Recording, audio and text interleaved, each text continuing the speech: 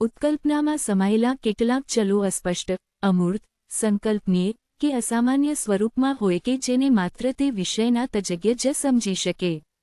તેને એવા વ્યાવહારિક સ્વરૂપમાં રજૂ કરવામાં આવે છે કે જેથી તેનો અર્થ સામાન્ય વ્યક્તિ પણ સમજી શકે.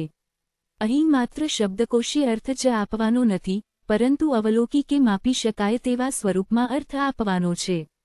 જેમ કે, ગુજરાતી ભાષાની શૈક્ષણિક સિદ્ધિ એટલે શ્રેણી 10ની માધ્યમિક શિક્ષણ બોર્ડે લીધેલી પરીક્ષામાં વિદ્યાર્થીએ ગુજરાતી ઉચ્ચ વિષયમાં મેળવેલો પ્રાપ્તાંક.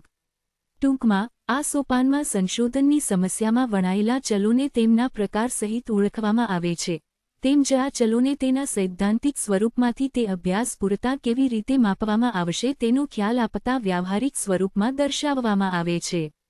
4 ઉપકરણની પસંદગી સંરચના.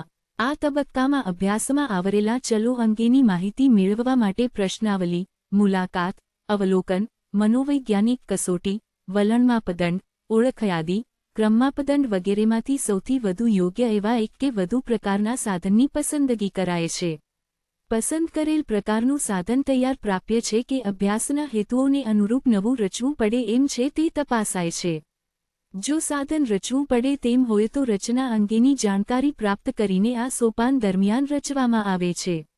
સાધનની રચના અંગેનું કાર્ય સંશોધકને માટે થોડું મુશ્કેલ અને સમય માગનારું છે.